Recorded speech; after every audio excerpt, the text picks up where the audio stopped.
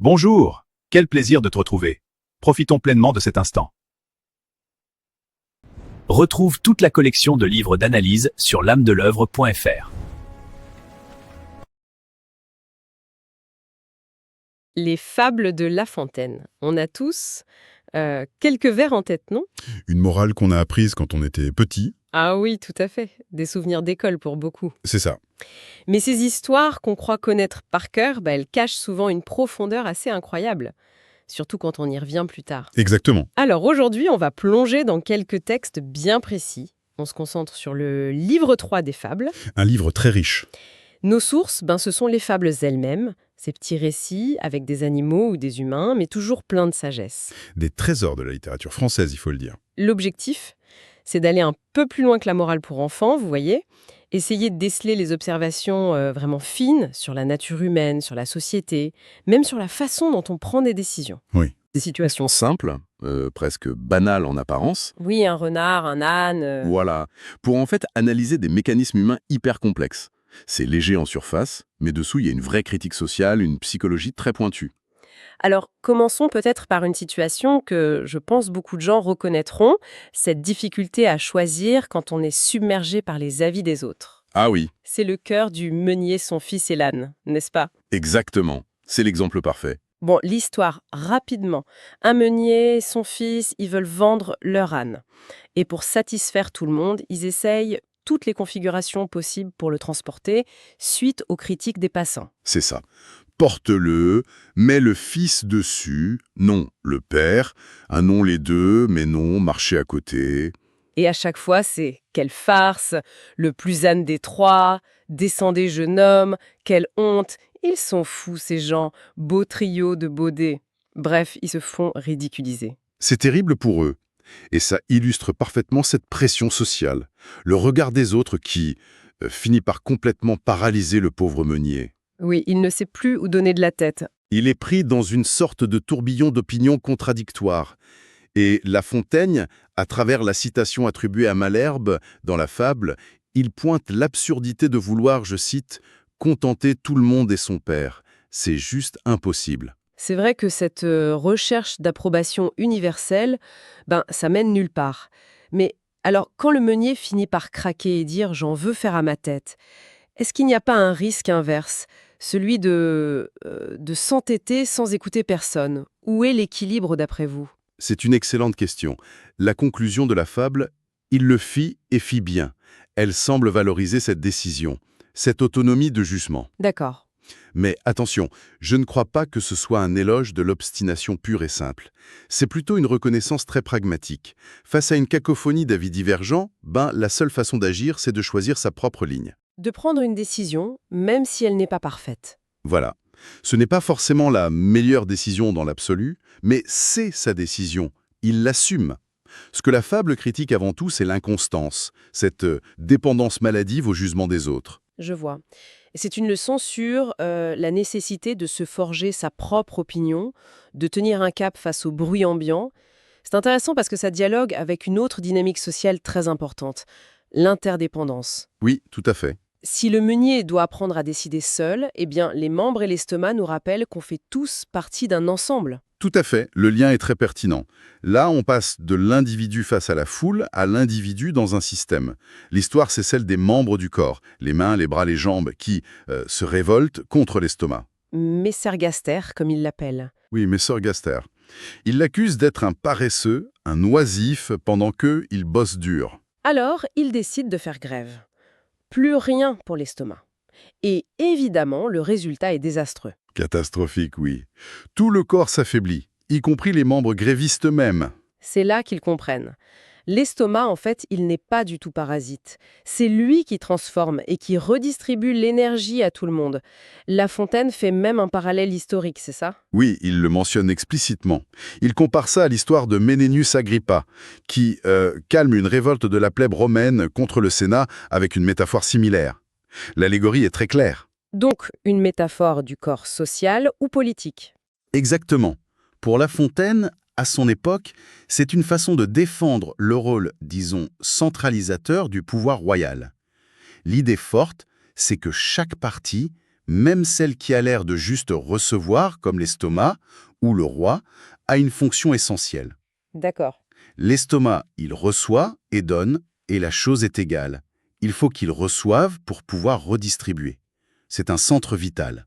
C'est une défense assez habile de la nécessité de chaque élément dans un système complexe, même ceux dont le rôle n'est pas immédiatement visible ou populaire. C'est ça. Mais est-ce qu'on ne pourrait pas aussi y voir une justification un peu facile des hiérarchies, voire des inégalités, sous prétexte de nécessité fonctionnelle?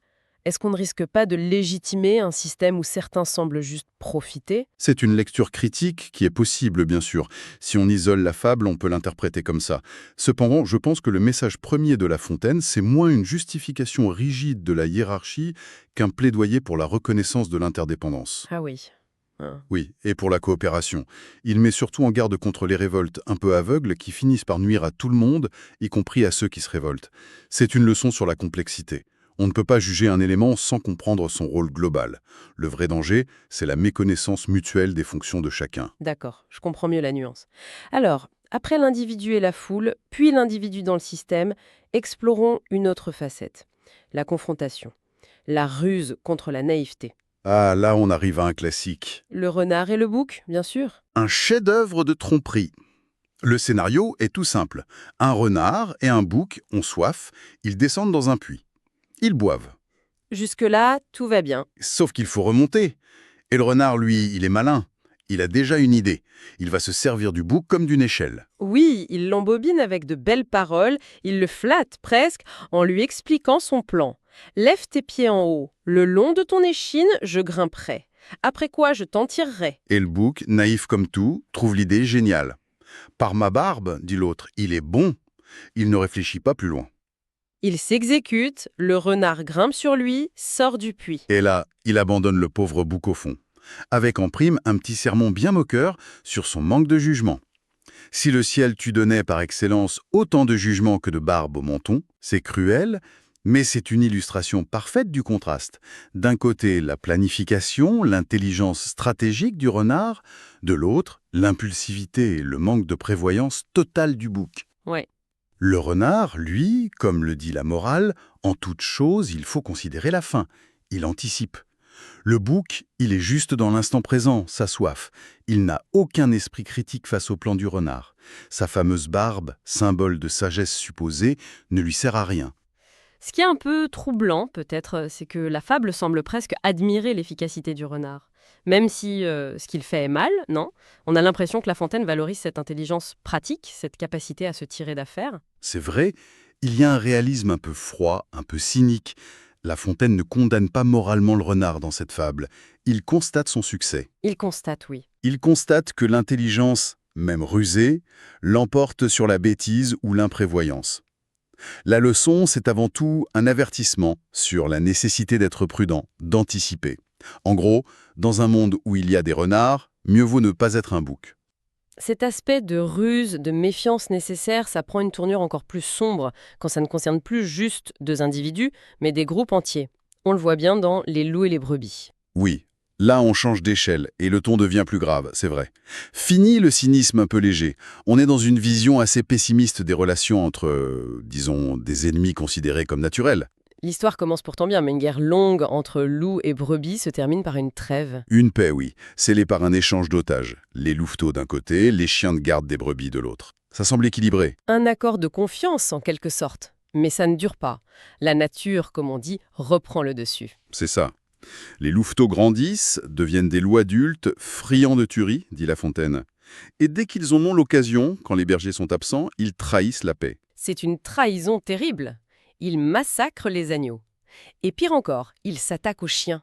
Ceux qui étaient les garants de l'accord et qui, je cite encore, sur leur foi reposaient sûrement. Ils dormaient tranquilles. C'est une trahison totale, calculée. Ils avaient averti leurs gens secrètement. Et la conclusion de La Fontaine est sans appel. Il faut faire aux méchants guerre continuelle. C'est très dur comme morale. Très dur, oui. Il suggère ici que la paix avec des ennemis qu'on juge foncièrement perfides, sans foi, c'est une illusion. Une illusion dangereuse. Faire confiance dans ce cas-là, ça mène au désastre. C'est une vision assez radicale, quand même. Est-ce que La Fontaine est en train de dire qu'il ne faut jamais faire confiance, qu'il ne faut jamais essayer de faire la paix, Ou c'est plus spécifique, une mise en garde contre un certain type d'adversaire qu'il juge irrécupérable? C'est sans doute plus une mise en garde ciblée.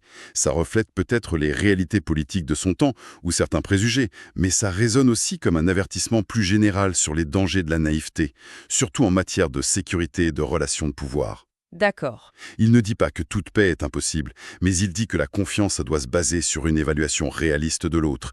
La fable souligne à quel point c'est difficile, voire impossible selon lui ici, d'avoir une confiance mutuelle quand les intérêts ou les natures semblent totalement opposés. Ça nous amène à une autre question très intéressante.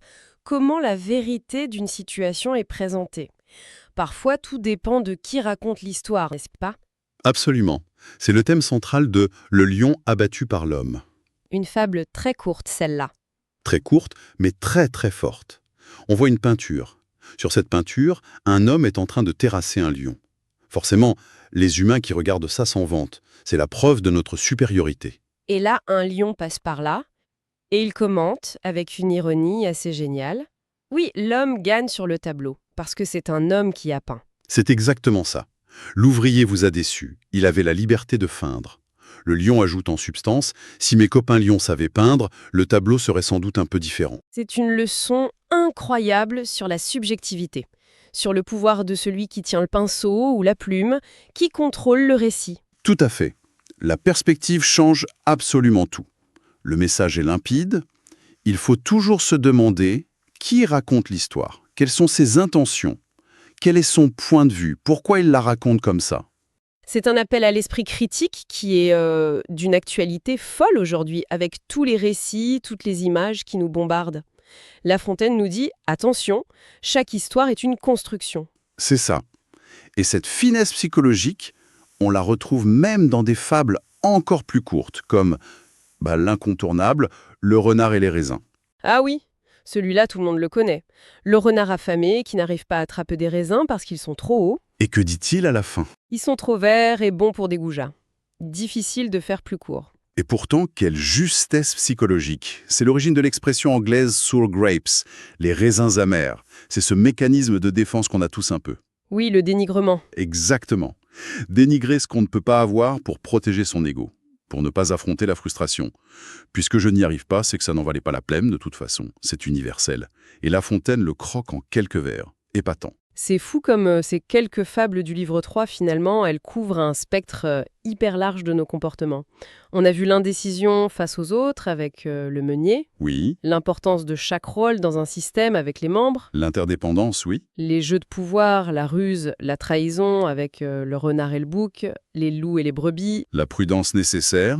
la subjectivité de nos propres histoires avec le lion abattu par l'homme, et même nos petites stratégies pour sauver la face avec le renard et les raisins. Alors qu'est-ce qu'on retient de tout ça au fond? On retient surtout l'image d'un La Fontaine comme un observateur incroyablement lucide, parfois amusé, parfois un peu sévère, mais toujours très juste sur la nature humaine et sur les rouages de la société. Oui, il nous montre un monde complexe, un monde où l'intérêt personnel, la peur, la vanité, la bêtise, ce sont des moteurs très puissants, mais où la prudence, l'intelligence, même quand elle est rusée, et parfois une certaine sagesse pragmatique ont aussi leur place. Et il le fait avec une légèreté, une élégance. C'est ça sa grande force. Il n'est jamais lourdement didactique. Il y a toujours cette touche d'esprit, cette ironie subtile qui rend ses leçons encore plus efficaces, je trouve. Elle rentre mieux. Et c'est sans doute pour ça que ça nous parle encore autant aujourd'hui, non? Même si c'est le XVIIe siècle. On se reconnaît dans ce meunier qui ne sait plus quoi faire. On comprend l'image du corps social. On a tous vu des renards manipulateurs. Ou peut-être qu'on a nous-mêmes été le renard face aux raisons. Exactement. La Fontaine, il n'est pas toujours là pour juger explicitement. Il expose des situations, des dilemmes, des travers humains qui semblent malheureusement assez intemporels. Il nous montre comment on fonctionne en tant qu'individu et en tant que groupe, souvent pour le meilleur et souvent aussi pour le pire. Alors au final, en nous tendant ce miroir à travers le meunier indécis, les membres qui se révoltent, le renard calculateur, le loup perfide, ou même ce lion qui philosophe sur l'art, La Fontaine nous invite à réfléchir sur nous-mêmes. C'est tout à fait ça. Et la question qu'on pourrait peut-être laisser à ceux qui nous écoutent, c'est aujourd'hui dans nos vies, dans nos sociétés actuelles, avec nos propres défis de cohésion, de confiance, de manipulation de l'information. Est-ce que ce reflet que nous tend La Fontaine, c'est juste un souvenir littéraire, un écho lointain, ou est-ce qu'il éclaire encore de façon assez crue parfois nos propres fonctionnements? Est-ce que ces animaux, ces personnages ont encore des choses fondamentales à nous apprendre sur nous-mêmes? Une excellente question pour conclure. À méditer en effet.